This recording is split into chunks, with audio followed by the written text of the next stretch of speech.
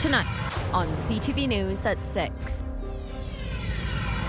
A new set of rules for approving AI data centers. As municipalities across the north call for a pause, Queen's Park promises stricter oversight and higher hydro rates for new developments. Plus, an attempted casino robbery. One man is in custody following an overnight incident in North Bay. And construction is underway in Hurst. The DSAB method is to not have projects hit the property tax base. And so by not having to cover the land, there's no additional cost. The rents can be low. More about the $1.4 million project designed to support those in need. CTV News at 6 with Marina Moore and Tony Rima with weather. Good evening. Thanks for joining us. Marina is off tonight. Premier Doug Ford unveiled the framework for what he's calling Ontario's data center playbook. It outlines policies around AI data centers and comes as many municipalities are hitting the brakes on such builds. CTV's Alexandra Hollick has the details. This 230,000 square foot facility in Guelph stores some of Ontarians' most important information.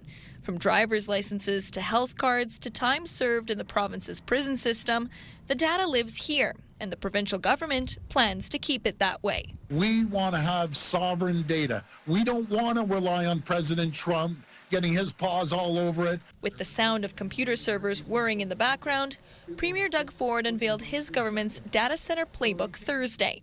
It outlines how the province will tackle new data center projects, sticking to 3 pillars: advance economic development, protect data security and digital sovereignty, and invest in communities and earn public confidence. But public confidence is where critics say the framework falls short. Concerns over potential environmental impacts of AI data centers have some municipalities pressing pause or moving to ban the facilities altogether. I find it, I guess, hypocritical. You can't say I don't want it in my backyard, but by the way, we're going to use all that power and all the information and the data centers to run my community. Ford taking a jab at those against the facilities, calling them misinformed. Do your due diligence, do your research. Data centers have been around for decades. As part of the proposed policy, data centers will be required to bear the full cost of the electricity they use. So no costs are passed on to the hardworking Ontario families. Ontario will not offer financial incentives to attract investments. With more than 100 data centers across the province and even more on the way, Ford emphasized his government's plans to prioritize projects that would see Canadian data stored in Canada and not south of the border. Ontario has a choice. We can build the economy of the future and ensure Canadians' data remains in Canada and out of President Trump's hands, or we can get left behind and risk Canadians' data being sent down to the U.S., where only President Trump, God knows what he will do with it. I don't trust that guy as far as I can throw him. Members of the public have the next 30 days to give their input on the province's playbook. The final version will be released in tandem with Ontario's AI industrial strategy this fall. Alexandra Hollick, CTV News, Guelph. Today, the province launched the framework for Ontario's data center playbook. It comes on the heels of a heated debate at Sault Ste. Marie City Council earlier this week over a proposed moratorium on new facilities. Joining us now is Vic Fideli, MPP for Nipissing and Ontario's Minister of Economic Development, Job Creation and Trade, who made the announcement alongside Premier Doug Ford today. Minister, thanks for being with us. Great to see you today. Thank you for taking the time with me. Absolutely. So thousands of Sault residents have signed a petition opposing a proposed AI data center in their city. How does this new playbook specifically address the immediate concerns they have right now regarding noise, water usage, and power consumption? So the playbook today talks about those 3 things very specifically. With respect to the energy usage, all of the companies that we work to attract to Ontario must either bring their own power or pay all the costs of bringing energy and using energy, so that there is no cost to the ratepayer or the taxpayer. We are looking at a new class of cost, a Class C we'll call it, and it's a data center cost, which will be higher energy rate for data centers. Look, in Ontario, we have everything a data center wants. We have the right climate, we have the talent, so it's a seller's market. We're only going to take the cream of the crop. We're going to make sure that they have absolutely no cost to the ratepayer or the taxpayer. With respect to water, modern data centers have what's called a closed loop system. You put water about a swimming pool's worth of water in once, and that's your system. That's the water that's circulated over and over.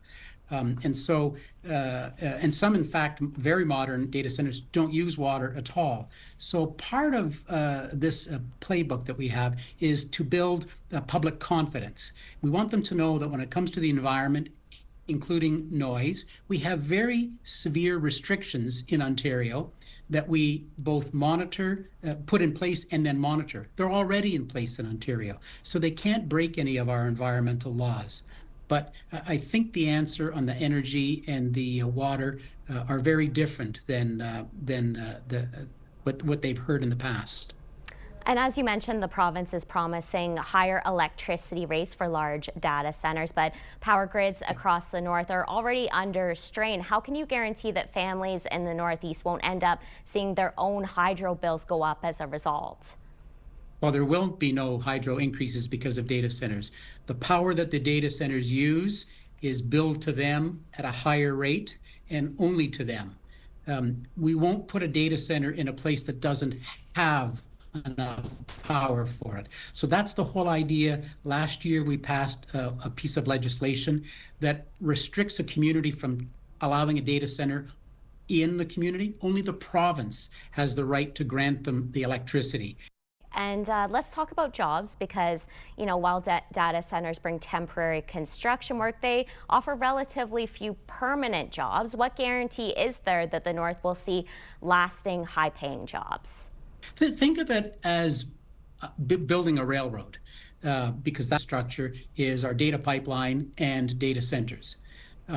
Think about it in that sense, where you've got thousands of construction jobs for a couple of years to build a $10 billion facility.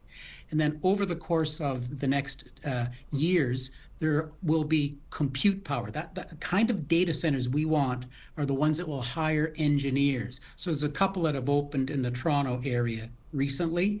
They have more than 200 employees, very high-paying engineering jobs. So think of those in the railway as the maintenance jobs that of the past. These are engineering jobs today, but it unlocks the power of computing for all of our companies in Ontario. Look, these data centers are going to be built. Thanks again for your time today, Minister.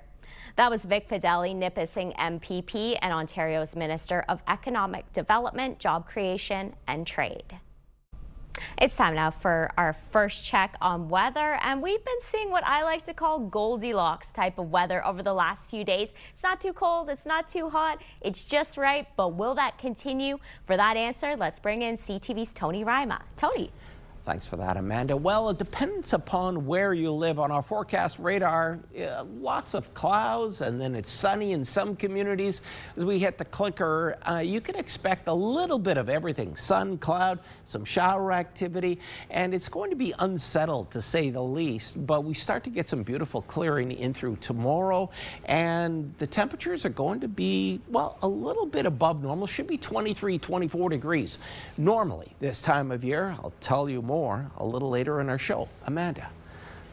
Thanks for that, Tony. Still to come on CTV News at 6, an attempted robbery at a casino. But first, let's go to Wawa for this live shot of the Michipicoten River, courtesy of the municipality. The water is just sparkling in the sunlight. When you see it happen, send it to CTV News. Text 10400 from your screen to ours. Text 10400. One man is in custody after an attempted robbery at the Cascade Casino in North Bay just after midnight this morning. According to police, a man went into the casino and brandished 2 weapons.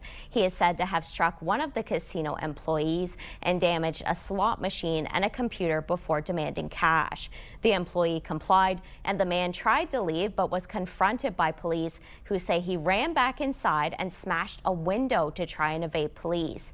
A 44-year-old Sturgeon Falls man was arrested and all the cash was recovered. He faces 17 charges, including robbery with violence, mischief, and several weapons charges. A trial for the incident that took the life of Sioux 15-year-old Connor and rocked the community was back in session today. CTV's Corey Nordstrom reports. In April, Greg Parise pleaded guilty to charges of both impaired driving causing injury and death. Today, sentencing submissions were made by both Crown and defense. Victim impact statements told of the immeasurable loss the death of Connor Dunn has had on his friends and family, while letters of support for Parise outlined his willingness to change and take accountability for his actions. Justice Sandra Capanecchia heard each side's argument on their respective sentencing suggestions. The defense repeated that the decision to drive that night was a clear mistake for Parise, though questioned the impact that alcohol played, noting that the man behind the wheel was not, quote, driving horrendously. Crown attorney David Parks reiterated aggravating factors for the case. The then 18-year-old Parise not only made the decision to drive, but convinced the vehicle's owners that he was able to despite drinking and only having a G1 license at the time. Near day's end, Parise wrote a statement to be read in court. He noted that he's, quote, deeply sorry about the accident and that he relives it every day. The Crown has proposed a 7-year sentence with a 10-year driving prohibition kicking in after Parise's release. Defense lawyer David Bayless suggested 2 years less a day, keeping him out of a penitentiary, and a 3-year driving suspension. A judge's decision will be rendered on October 19th. Corey Nordstrom, CTV News, Sault Ste. Marie. The City of Greater Sudbury City Council has approved an AI pilot project to speed up the building permit process. $800,000 from the city's building permit revenue stabilization reserve fund will be used to pilot the AI project. The AI software has a licensing fee of $350,000, which will be paid for using building permit fees. The city says the software will be monitoring submissions 24/7 and will be able to inform applicants of mistakes in the application quicker. A new supportive housing project is now under construction in Hurst. The 6-unit development will provide transitional housing and supports for people facing mental health and addiction challenges. CTV's Lydia Chubak reports. Construction is underway on the 6-unit development. Officials with Cochrane District Services Board say it will help address the need for supportive housing in Hurst. Board CAO Brian Marks says this building is expected to cost about $1.4 million, fully funded through the Canada-Ontario Community Housing Initiative. The municipality donated the land, which Marks says will help keep the project affordable. As with all affordable models, the DSAB method is to not have projects hit the property tax base. And so by not having to cover the land, there's no additional cost. The rents can be low. And those will cover the operating costs of the facility. The units will house one person each, with the length of stay determined by tenants' specific needs. The project will focus on mental health and substance use supports. The mayor of Hurst says the community has its own need for those services. Not as much as other places because we're smaller, but we do, and we have to take care of them as well. So it's we're not perfect, but we try to improve everything for all the citizens of the community. Officials say the project has been in the works for 5 or 6 years, and construction should be complete by the end of this year. And they expect tenants will be able to move in by early next year. Lydia Chubak, CTV News, Hurst. Sudbury City Council has approved a new intersection and wastewater infrastructure for the new Gateway Casino on the Kingsway. I think it only makes sense to do it now do it properly, and we're ready for the growth that's happening on both sides of the road there. And that's what DCs are for, is to pay for this kind of thing. So I am supportive of this. At first I wasn't, but it is a good spend. I think it is in the best interest of all the people that drive there and their safety that these lights come in. Gateway has agreed to pay for the initial construction, valued at around $5 million. The city will reimburse more than 96% of the cost, up to just over $3 million, citing the high value addition of the intersection and improvement to flow of traffic in the area. The city will work with the casino to reimburse with development charge credits and the Capital Reserve Fund, which the city says Gateway Casino adds $2 million to each year. Back now for a check on the current conditions with Tony. And Tony, I'm seeing some active weather on the forecast radar behind you, but it looks like the gardens will appreciate it. Certainly, Amanda. Yes, we're going to start with our current temperatures out there, and they certainly have dropped in through Timmins. A mix of sun and cloud plus a little rain, 17 degrees, much warmer today, though a little cooler. In fact, in through Moosonee, 15 degrees, 21, and a mix of sun and cloud in through Cap, Chapleau, 23 degrees, Wawa along beautiful Lake Superior, 20 degrees. Sault Ste. Marie, 24 at this hour. In through Parry Sound, 25 degrees. Mostly sunny conditions as we head north to North Bay. 21, mix of sun and cloud, a little warmer in through Temiskaming Shores. Kirkland Lake, well, sun and cloud, 23 at this hour. In through Greater Sudbury, 22 degrees, should be 23 normally as a daytime high. Same temperature in through Espanola, and much warmer for Elliott Lake, 25, plenty of sunshine. And in Gore Bay on Manitoulin Island, beautiful sunshine and 26 degrees. Your 7-day weather forecast is still ahead. Amanda. Thanks for that, Tony. Next on CTV News at 6. Breaking ground on a uranium mine in Saskatchewan. Plus, 4 acquitted 2018 World Junior players face extended suspensions. Reliable, clean energy. It's a goal many countries are aiming for, including our own. Shovels are in the ground today in Saskatchewan, hoping to make that goal a reality. Allison Bamford has more on what could become one of the world's largest uranium mines. I'm standing at what they call the heart of the operation. This is where the production shaft will be built, and once operational, could move 30 million pounds of uranium ore up from the ground every year. And it's where NextGen Energy officially broke ground on its Rook 1 project today. Officials calling it a major step in bringing what could be one of the world's largest uranium mines online, helping secure a clean, low-cost fuel source for nuclear energy. Construction here comes at a time when global demand for nuclear energy ramps up. Ottawa has big aspirations of expanding domestic generation and global exports. Canada is already the second largest uranium producer in the world. Currently, all of the country's uranium is mined from this region, the Athabasca Basin in northern Saskatchewan, and officials say this new mine will add to the global fuel supply. This is Saskatchewan, part of Saskatchewan's contribution to Canada becoming an energy superpower. Saskatchewan, today is about 20% of global supply of the fuel for that clean nuclear power globally. And it's projects like this that are going to increase Saskatchewan's global presence in that space, and going to increase the global presence and opportunity for those that live in northern Saskatchewan as well. The process of developing a new mine takes time. Exploration at this site started in 2013. Final approvals for construction happened in March, and just now they're breaking ground. Construction is expected to last over the next 4 years, and operations are slated to begin in late 2030. Allison Bamford, CTV News, Patterson Lake, Saskatchewan. 4 of the 5 players from Canada's 2018 World Junior team acquitted last year of sexual assault will have their international play suspensions extended. The ruling came from an independent appeal board. The players are Cal Foote, Carter Hart, Dylan Dubé, and Michael McLeod. A fifth player who was also acquitted, Alex Formanton, has been reinstated immediately. The suspended players cannot participate in Hockey Canada sanctioned programs. The panel made the recommendations and Hockey Canada agreed. The concerns over racism in the Montreal Police Service continue tonight as the city's police chief sits down with CTV's Jean-Vian Boschman to talk about the public meeting earlier this week and what steps come next in rebuilding public trust.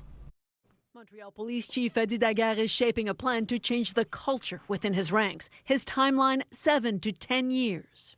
What I went through the 12th of June is one of my nightmares.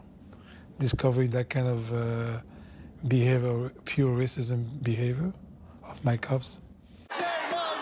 On June 12th, 16 officers from Station 39 in Montreal North, a very diverse neighborhood, were placed under investigation. 3 have now been suspended. Fellow officers came forward with allegations of racist and hateful acts, including claims that officers may have cut the dreadlocks of racialized citizens to turn them into trophies. I want to be careful what I'm going to say, but let's say that kind of behavior happened. This is extremely, you can't touch the hair, especially in the black community, you don't touch that. So it's a very deep pain. That pain was on full display at a public meeting Tuesday. Des actes racistes. One after another, citizens denounced years of racism. I'm a mother of 2 boys, and when it comes to the police in Montreal, I don't feel safe. Daguerre pledged for more transparent communication from the force, immediate disciplinary action. But many at the meeting called his answers too vague and say promises have been betrayed over and over again. Some demand a public inquiry. It was a tough meeting, very emotional. I felt a lot of frustration, rage. Daguerre pledges to continue to work with citizens and community groups and says he's already received important recommendations. And the police chief says there will be a plan in place that will have been worked out with the community in November. Geneviève Beauchemin, CTV News, Montreal. There's more news ahead, but first, here's your full weather forecast with Tony. Thanks for that, Amanda. Let's check in on our forecast radar. Pockets of activity. Showers off and on, and that's going to continue into this evening. Then after, we get some beautiful clearing in through tomorrow afternoon, which is rather nice, and it's temperatures aren't going to be too bad. Might tick up a little bit.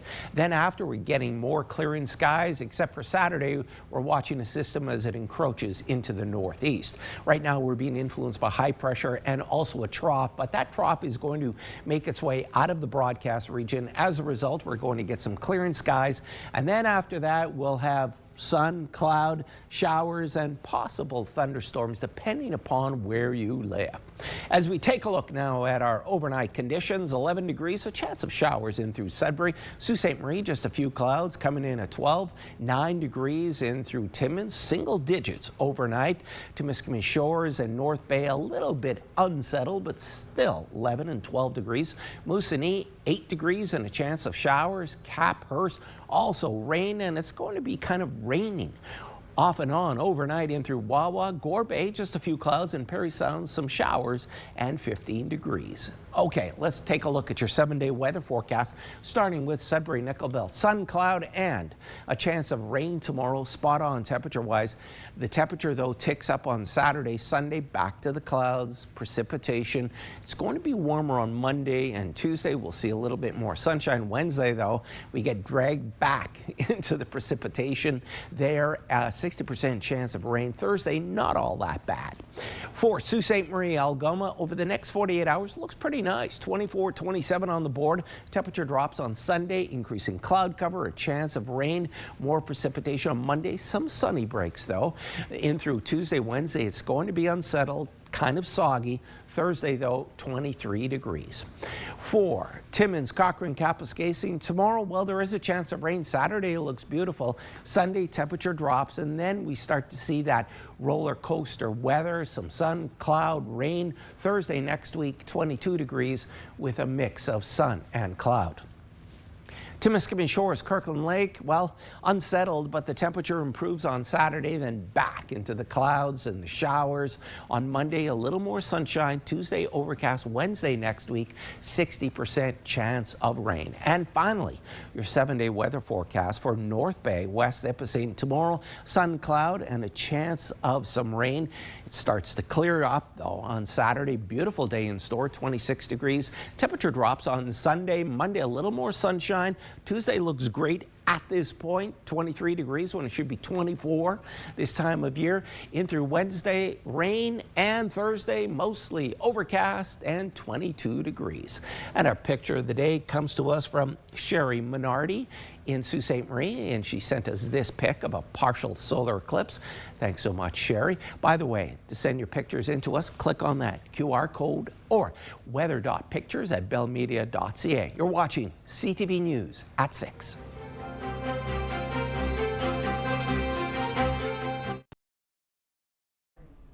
Ads about government rebates on windows, furnaces, or air conditioners are often legit, but as CTV's Pat Foran explains, they're often used as a way for sales staff to come to sell you equipment you may or may not need.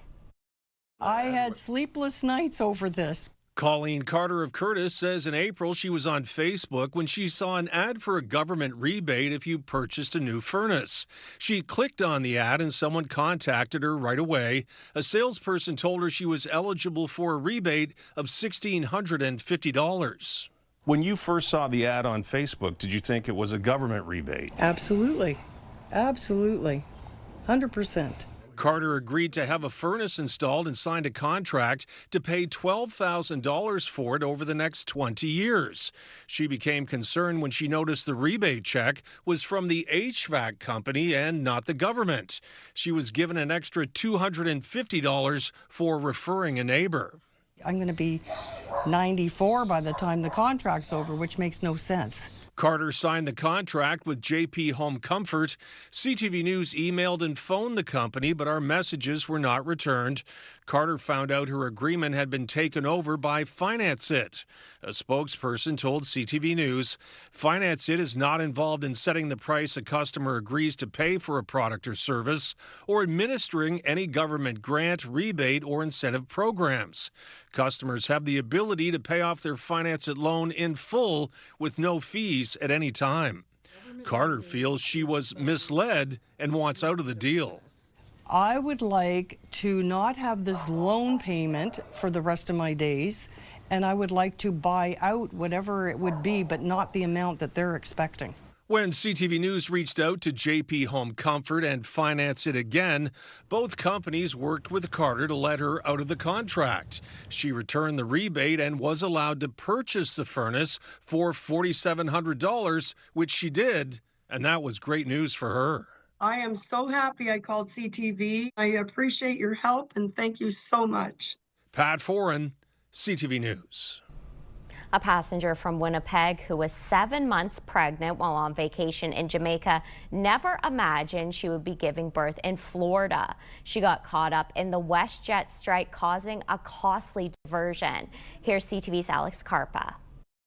Julia Henry and her husband Jordan were supposed to leave Jamaica on Monday, August 3rd, when WestJet flight attendants walked off the job. What they were offering us was either, I believe it was Friday, and we wouldn't get back to Winnipeg till almost Sunday, and then another flight was we wouldn't get home till Tuesday, the following Tuesday. Henry was 31 weeks pregnant. After going back and forth with WestJet, she says she was told they couldn't get on an earlier flight. The couple then spent more than $4,500 booking their own flights, flying to Fort Lauderdale on August 6th, with a connection to Winnipeg 2 days later, but they never made it home. I myself was in a lot of pain, and really I needed to see a doctor. I needed to go to a hospital because it was just not getting better. Henry went to the hospital around 5 p.m. and just a few hours later, her daughter was born, nearly 2 months premature. They just escalated from one thing to the next. Henry's daughter is currently in the NICU in Fort Lauderdale, where Henry and her husband need to stay for several more weeks. Julia's mother says the costs and the stress are mounting. Medical bills are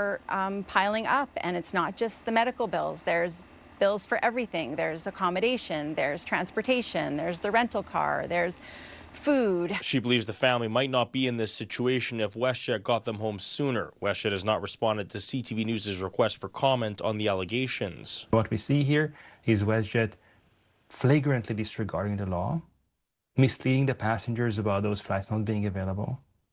And unfortunately, in this specific case, the passengers are suffering the consequences. Henry says she still wants answers from WestJet about why she couldn't get home sooner. We're not going home as of yet.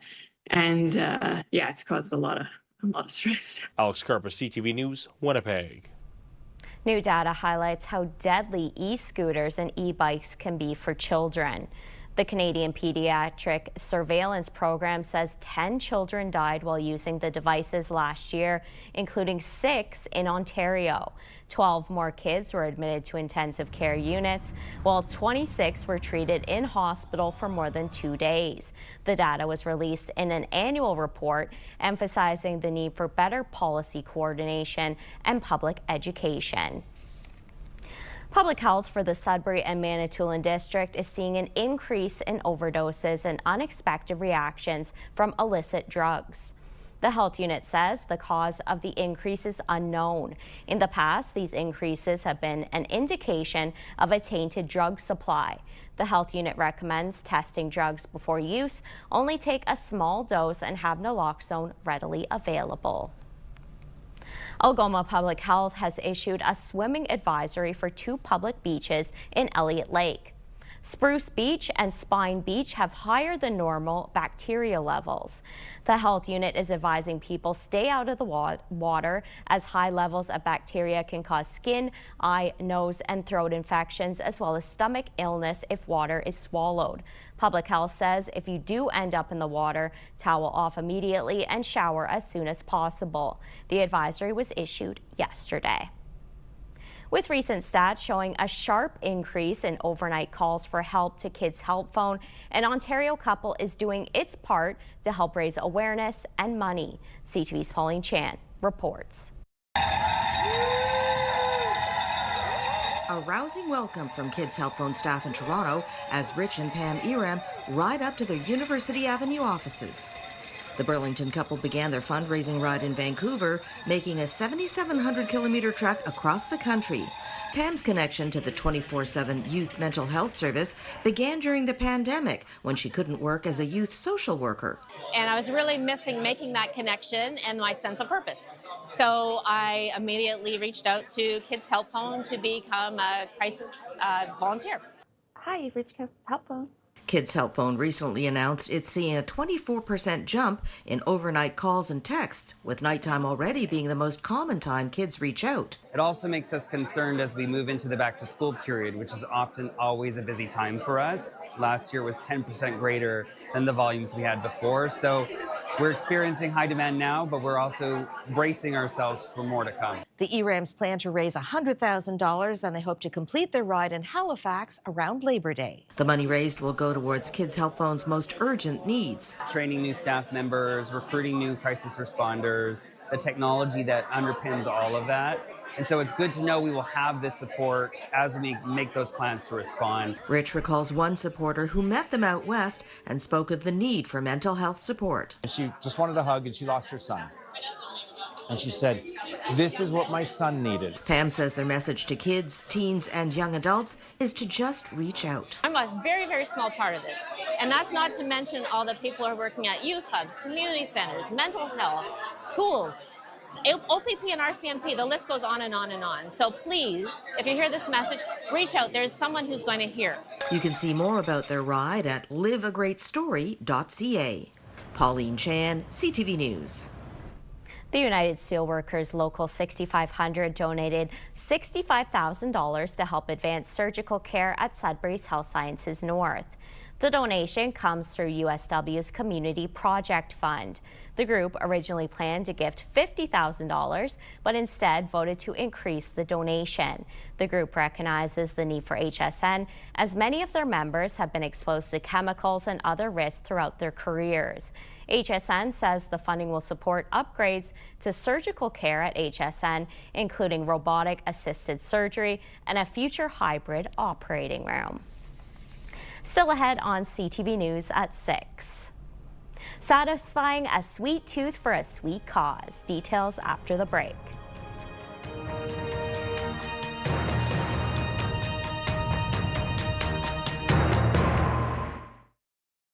Clothing provided by Laura, Melanie Lynn.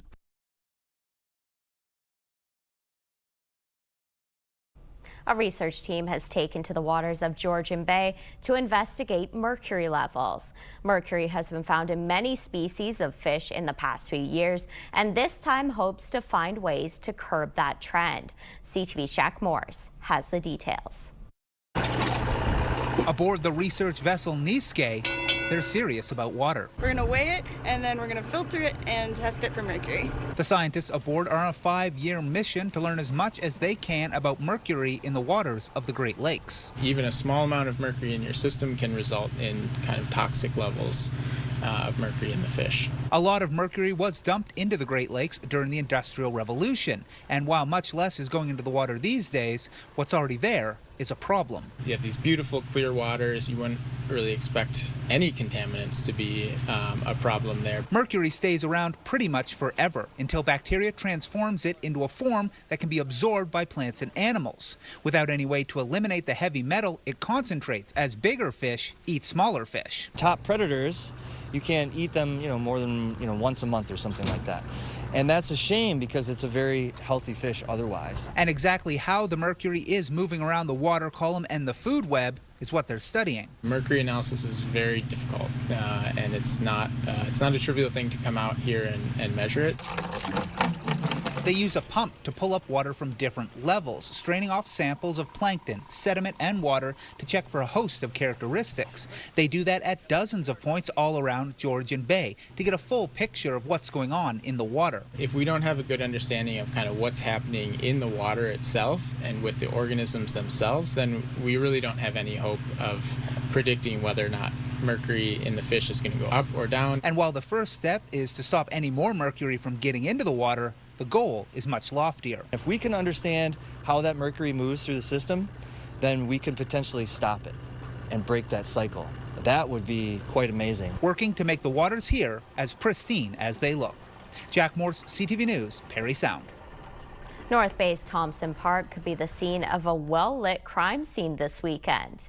The city posted to social media that park will be closed tomorrow and Saturday for a film or TV production. Portions of the Kinsman Trail and Bridge will also be closed intermittently tomorrow night. The city says the filming activity could include simulated crime scenes, violence, police or coroner's vehicles, and prop weapons. Large lights, drones, smoke effects, and other production equipment may be used as well. People are asked to avoid the area and follow posted signage. Dairy Queen locations across the country celebrate Miracle Treat Day today, where money from every blizzard helps support local children's hospital foundations. Nationally, Dairy Queen has raised over $58 million to deliver essential treatment and care, supporting 2.8 million visits to Children's Miracle Network hospitals every year. Here in Sudbury, local Dairy Queen profits will be supporting the Sick Kids Hospital. The Lawrence Street Dairy Queen spoke about how much the community rallies for a good cause. Honestly, it's the busiest day we have all year long, whether it's 30 degrees or minus 30. It is so busy, but we have so much fun. It doesn't even feel like work. We get to pick a theme every year. We're sticking with Hawaiian, and it's just a blast. Everyone's in a good mood. Everyone feels good, and it's our favorite day of the year. William says it's super rewarding to see the impact Miracle Treat Day makes in Sudbury. It's a pop of pink in Big City.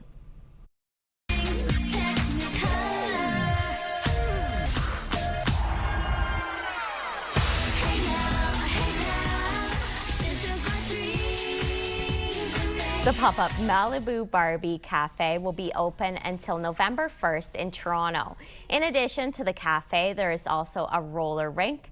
Guests can make a $1 donation to use the rink, with the proceeds going to the charity Girls Inc. The Crave original series Heated Rivalry is continuing to build out its Season 2 cast with some new additions. I was going to ask you, will you come to my cottage this summer? don't go to Russia. The hit show announced 5 new cast members today, including Emily Hampshire from Schitt's Creek and Priyanka from the reality series Drag Brunch Saved My Life. The second season is currently filming and is set to premiere next spring. We get a sneak peek at a new documentary, and David Daniel catches up screen legend Julia Andrews in tonight's Hollywood Report. It's all about collaboration, and we got on wonderfully. Julie Andrews has got on wonderfully for decades, but her on-screen career appears over. The 90-year-old legend told In Style she won't return for the 3rd Princess Diaries film currently being developed. Andrews said, "I think I'm retired, really, when it comes to on-screen acting, though the Oscar and Emmy winner has done voice work for film and television in recent years." I encourage people to take this opportunity to be humbled before this living classroom that we have entrusted to us. Every national park you go to is a different world. This park has stories, but here's the thing. The story's not done yet. Out There, a national park story follows 2 longtime friends whose summer road trip turned into a 7-year journey, discovering both the parks and the people who visit and protect them. The documentary begins streaming August 22nd at outthere.film, and through September 26th, part of the proceeds from every digital rental and purchase goes to benefit the National Parks Conservation Association. Thinking of Yosemite and Hollywood, I'm David Daniel.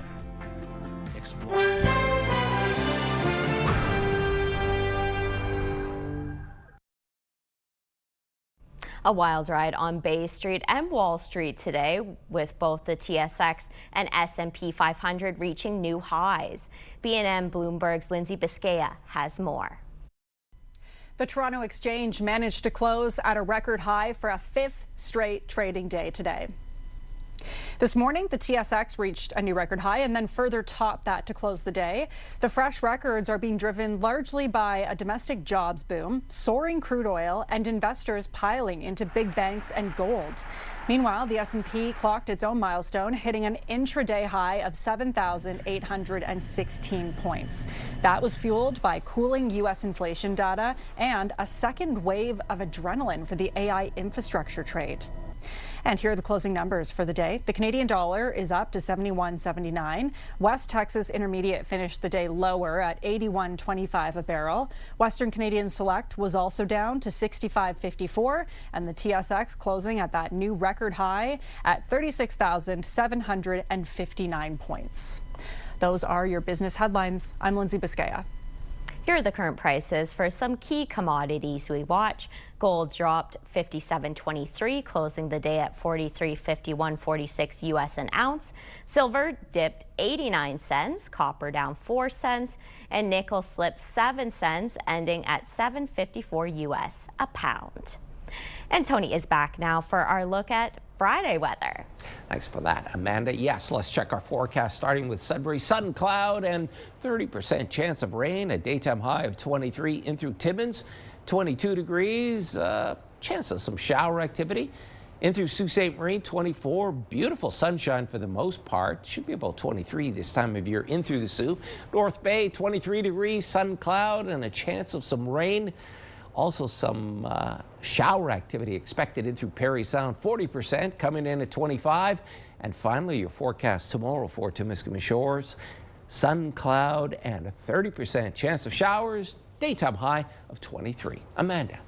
Thanks for that, Tony. Finally for us tonight, a beach proposal in Southampton, Ontario was going well earlier this week until the groom-to-be dropped the ring. That sparked a large search to secure the band before nightfall. CTV's Alexandra Hollick has the details. This is the moment Sam Bagel Lerner proposed to his girlfriend Eliana Reamer on a Southampton beach Monday. And they dropped the ring. And this is the moment they lost the engagement ring. I got up, I went to hug her, and her arm brushed up against my arm, and it was knocked to the ground. And so I looked down, and then all of a sudden the ring was not in its case. My first thought was definitely shock. I was like, no way, this has just happened. The couple stayed calm and started searching. knowing the ring couldn't be far. We were just like visually like looking around and we didn't see it, and then a little bit of panic started to rise. He just asked her to marry him, and I think he dropped the ring and now they're looking for it. Within minutes of the ring falling somewhere in this area of Chantry Beach here in Southampton, the community sprung into action, posting a social media call out to bring metal detectors and a keen eye to the beach. I came walking over to see if I could help. Jennifer Bedard was visiting the beach with her kids when she witnessed the proposal and what came after. She posted on Facebook, hoping local beachcombers would lend a helping hand. People started arriving like pretty quickly after that with their equipment to help.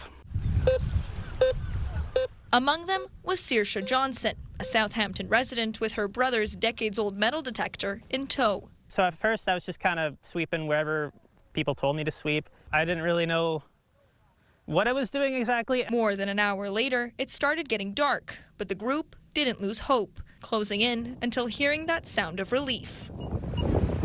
Saoirse? Her metal detector went off. I used the sieve. I found it. But it was not a one-person job. This was a community coming together. Honestly, I was sobbing when we found the ring. We were so eternally grateful for all the support and the wishes and people just coming down to help us. We were just complete strangers. As for the couple, they say their wedding is set for next summer, and they plan to visit the beach again in the future. But their first order of business? We'll make sure to keep the ring secure. We're getting it resized. Alexandra Hollick, CTV News, Southampton. Some stressful moments for sure. So glad they found that ring though, and the community rallied to support them. That's all the time we have tonight. Thanks so much for watching. Angela Gemmell will be in for your 11:30 news. Be sure to tune in. Have a great night.